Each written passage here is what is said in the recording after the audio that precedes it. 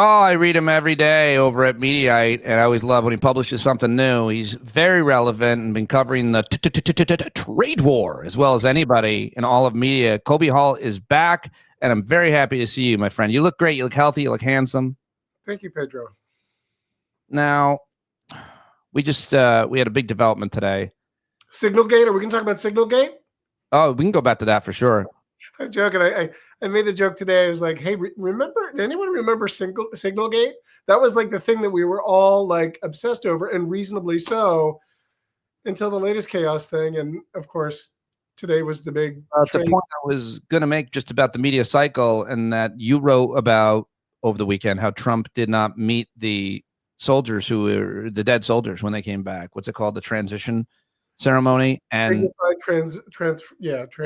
I mean, that would have been a monster story in years past, of course, but it's always worth reminding people how quickly this news cycle moves with this guy whose entire role seems to be being in the public eye, being on TV, being talked about, right? I mean, it's hard to keep track. Well, I think he understands straight up pro wrestling that he can control, by controlling the conflict, he can control the narrative and therefore keep media dopes like myself. We can't resist taking the bait, and you know, it's how he's a master, but it's also how he gets himself out of trouble, and I think ultimately is pernicious and doesn't serve us well.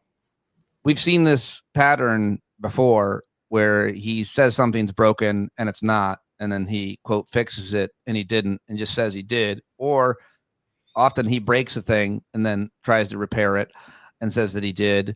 What would you call what we've seen so far? The headline at Mediaite above your name is Trump caved. Why the White House rollout of his tariff pause is evidence of defeat. Well, first of all, it was always going to be a victory lap, regardless of the resolution. I mean, it just, you know, and just because that's the way Trump works, is that everything, never admit a mistake, never admit a loss. You know, everything is a win. You know, he's a real estate guy that just is always selling, right? I thought what was pretty clear was that the way they rolled this out, right, up until, you know, last night and even this morning, he was talking about how he wasn't going to bend. The White House said there was never any negotiations. It doesn't seem like there really were negotiations. There may have been nations that reached out to say, hey, what's going on here?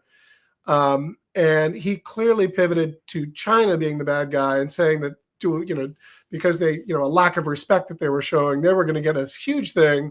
But then he put the pause on the tariffs. You saw Scott Bessent come out right outside the Oval Office and do a press gaggle.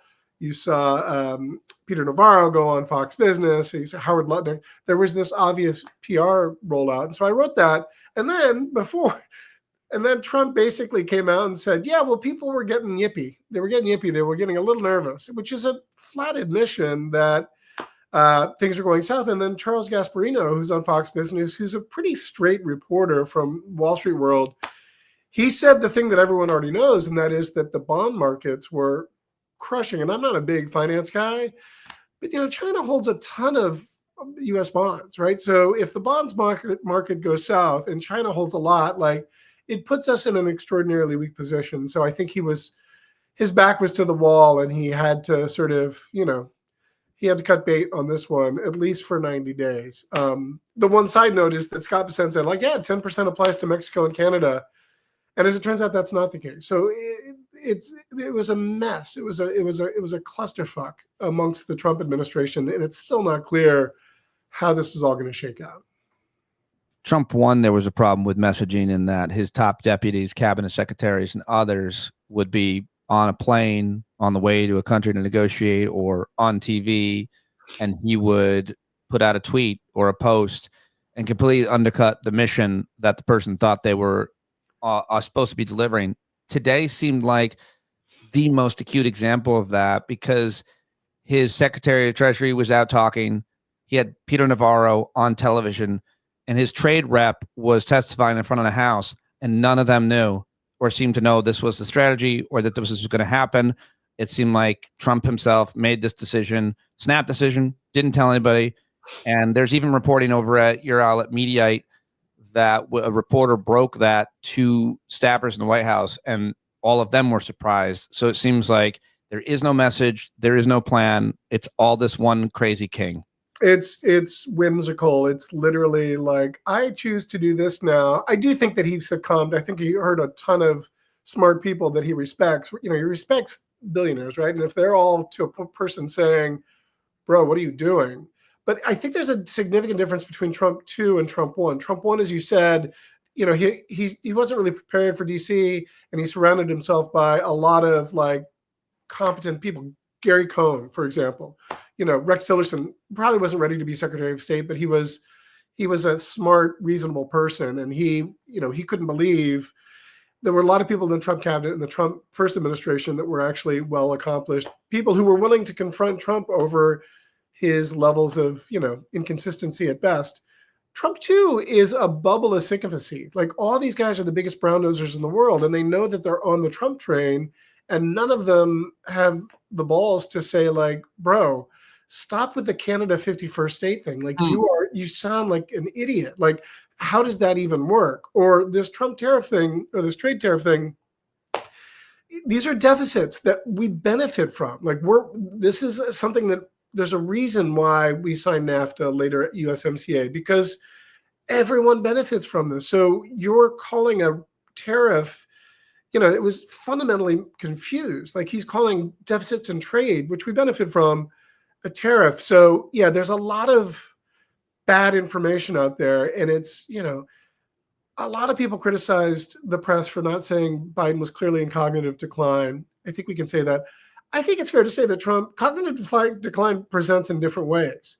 And Trump, I don't think he's, slowing down. I think he's certainly a good communicator, not like Biden, but he's lost the plot. And so, there's cognitive decline, and there's what people have always said about him is that he's some kind of psychopath. Narcissist, like he really believes his own. It's a weird sort of like, some people think it's like a will to power Nietzsche Ubermensch thing. I think it's more of like the egocentrism of a toddler. A 2-year-old sees a toy and thinks that it's his universe, and I want that toy. Can't comprehend any reality in which he doesn't, this toddler, theoretical toddler, he or she doesn't get the thing that they want. I think that's what Trump is. I think he really, and candidly, it's worked. Like, he is comfortable in chaos, and he's worked through a myriad of bankruptcies, and yet he's in the White House for the second time. I mean, it defies any logic, but yeah, it's bizarre. The trade policy is the antithesis of classical conservative trade ideology. And so you don't have anybody from the libertarian wing all the way to the, most religious white Christian nationalist wing.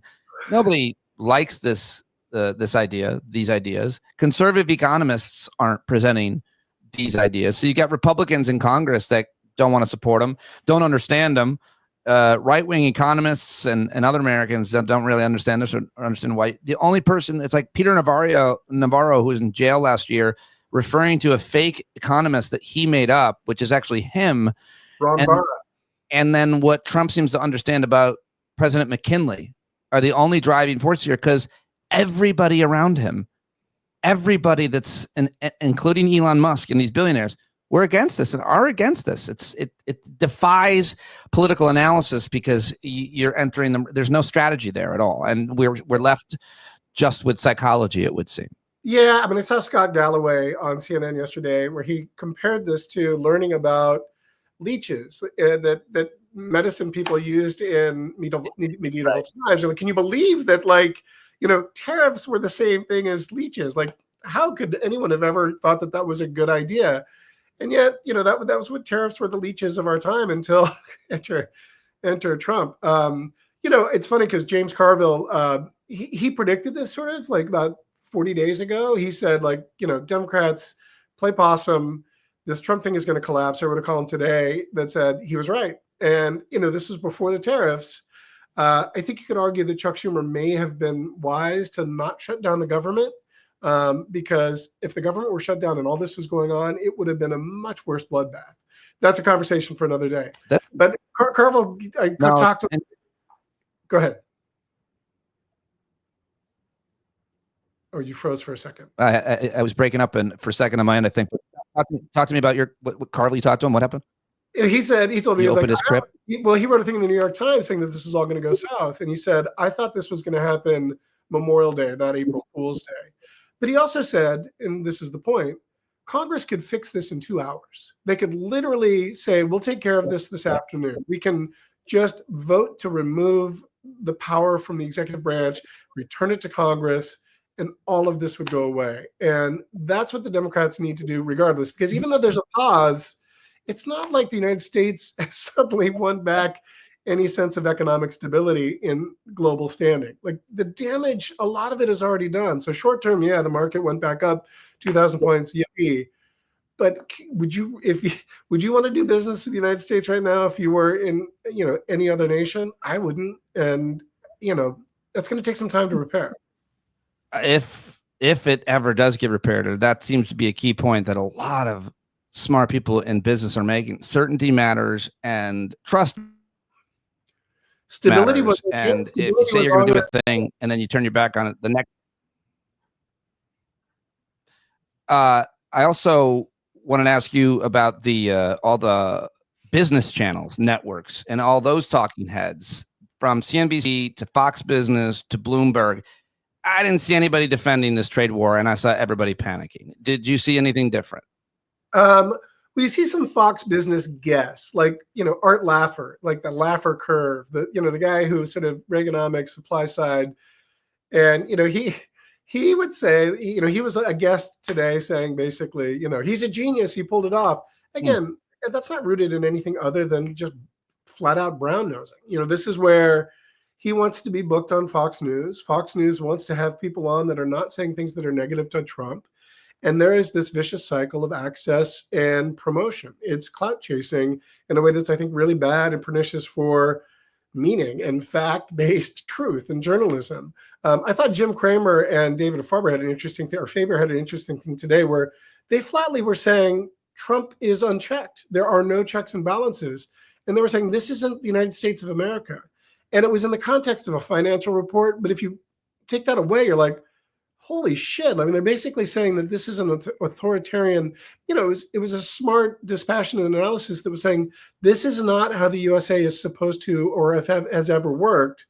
And Trump has undermined institutions and now he's taking advantage of it. And we're failing now as a result. So I thought that was pretty interesting. But no, business journalists were all, for the most part, saying this is dumb.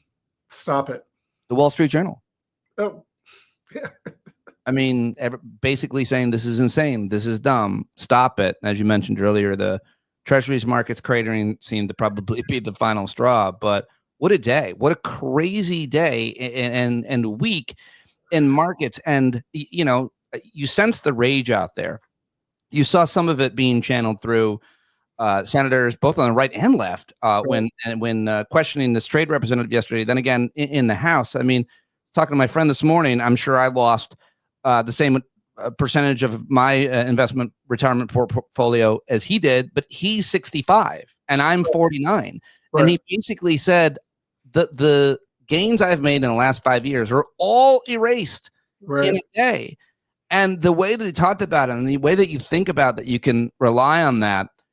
Shit happens, but this was completely self-inflicted, but seemingly by one guy, not by like the entire financial industry, which was deregulated and created the financial crisis of 2008. It was just one mad king, it would seem.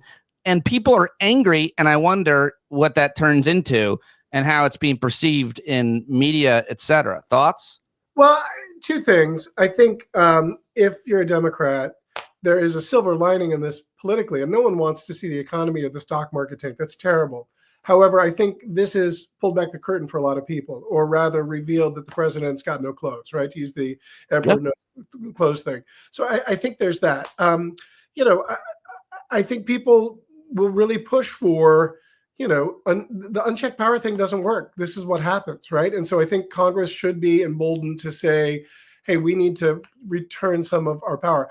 I'll be mostly I'll be mostly fascinated by the polls that emerge that started at the end of last week, right? There's a few small polls that came out following the Liberation Day bullshit announcement, but it went from bad to worse to much, much worse. So the polls that sort of were mostly taken earlier this week, I expect those to be disasters for Trump. And I suspect they had some internal polling that was probably informing their decisions as well.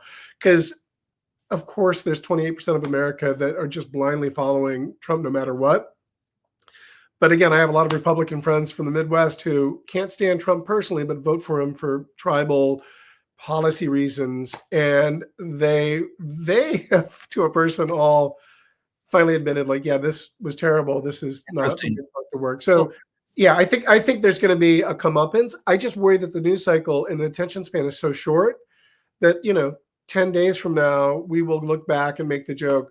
Remember the tariff war? That was a crazy thing. It would seem that the main consequence, primary one that most people are seeing, is in their investment portfolios and markets tanking. But what I feel like is it all depends on how the media interprets this, and plenty of right-wing and Trump media are going to say he's a genius, as you mentioned.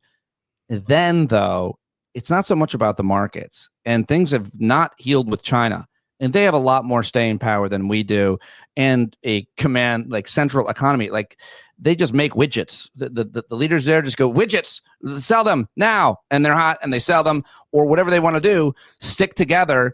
They can deal with a lot more pain than we certainly can. And Sure. So my big point is the markets are one thing, but if the price of things goes up and stays up the way it seems like it probably will, just as a result of China, much less some of the other confusion and the chaos, that's a thing that people will notice. And there's not an easy way to spin something like that if everything from computers to cars go way up over the next year or 2 years. And I'm not sure why they wouldn't, Colby. Well, I mean, the China trade tariff thing is still unresolved, right? And there's talk about it's going to kill Hollywood. It's going to, their biggest importer from the United States is soybeans. So it's going to kill a lot of farmers, right? Like 10% of all soybean sales, go to China, from my understanding. So, and look, movie stars are maybe going to get paid a little bit less to star in the next Fast and Furious feature.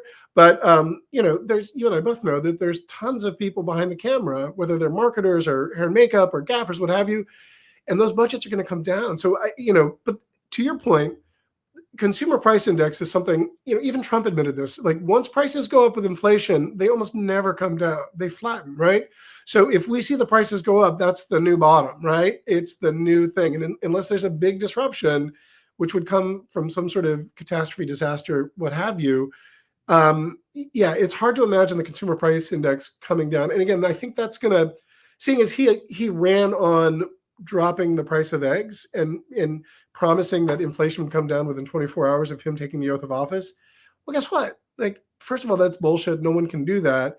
But if you vote based on that promise, I would like to think, of course, there's going to be some that are blindly following him regardless, but people are going to be like, oh, it isn't that simple, and he's just full of shit. And so there's, he also has a do not give a fuck attitude right now because he's ostensibly lame duck. He could be losing his mojo. I mean, we've been saying the walls are closing in on him forever, and it never happens. He's fucking political Rasputin. But, the honeymoon is ending really early for him. And I think people are over the chaos. Trump 1 versus Trump 2, everybody is making the point of there were guardrails. You mentioned earlier there were more adults in the room. Now that he's left in the wild and all he has is sycophants, he's able to trust whatever his own instincts and gut are. And, before you know, he's deporting people. He's disappearing people. The Doge cuts and this trade war, not to mention all of the rest, and not to mention just his regular behavior, golfing all the time, not meeting those soldiers. The guy's just got nobody reining him in, no Jared Kushner even. And his worst instincts are, as we all know, horrific. He's a criminal. His worst instincts are straight criminal. And now it seems like he's able to complete most of them without much barrier. And what does that mean to the public and to voters? I just can't imagine it won't mean pretty much the same thing to most people, except for his hardcore pickup truck driving, flag adhering to the pickup truck, and the boat guys. And if you don't have a flag attached to your vehicle, then you're going to turn against this guy. So to that point, I would say I think Trump is symptomatic to a larger issue, and the larger issue is angry, isolated, poorly informed people, and from then is the xenophobia that Trump exploits, right? So, Yeah. and I'm not trying to give anyone a pass. I'm just saying that Trump has recognized that as a weakness that he can exploit and call his people. The other thing I would say is that the most influential person in the Trump 2 White House, it seems right now, is Stephen Miller. And I don't know if you get this a lot, but you remind me a lot of him. You and Stephen Miller. I saw it coming right at the last second. I saw it coming, and I got ready, like my abs hardened so I could take the punch. But yes, you're right. No. He is perhaps the most repellent. I was just at the mall. I was just picking up eggs, and some lady screamed at me, "Stop separating families." I was like, "Lady, I am not whoever you think I am." I get a young Tom Homan. People say, like, "Are you the? Oh, please. Have you done work?" And I was like, "No, I'm not." But he's a great American. Then these are the people that are leading our country right now. Yep. Well, we'll see what happens next. You guys are covering it really well in Mediaite day to day. It's really fascinating to see the changes in media and where people are getting their information. But it does seem like when it comes to breaking news, you do go to those cable networks. When it comes to those tickers, you tend to turn to them to see what's happening. What do you think? I will just say that, like, we've evolved into a place that answers the question, "What have I just missed?" Which is great in some respects, but it's pretty disposable. And so there's some self-awareness that, we're not necessarily doing all of the God's work. That's why I try to do some columns and add a little bit of reason and voice to it. But and I also feel like there's a way that we can frame news reporting ahead of it. But I appreciate you being a loyal reader and saying nice things about it. Oh yeah, always, every day. And literally is a lot of that is what I miss. I went out to lunch with a friend, and I was gone maybe an hour. I didn't look at my phone because I was being a good boy. And then I looked at my phone and the trade war was over. It's not over. It's probably still going strong because of China and everything else. And it's going to continue. But what I mean was he cucked. My boy Aiden was doing a podcast with Chuck Todd, of which they spent 45 minutes talking about Trump's tariff policy. And during that podcast recording, it was over or paused for 90 days. You're like, oh, let's look back at that fun time an hour ago where this was a relevant time. But sometimes it's good to unplug and check out. I recommend that for everyone. Yes, absolutely. Like I said, get in the woods. And your friend will talk to you about his investment portfolio. And you will talk about yours. And then you will cry and you're a tree. There you go. Colby, thank you so much for joining me. I appreciate it. Keep up the great work. Thanks, mate.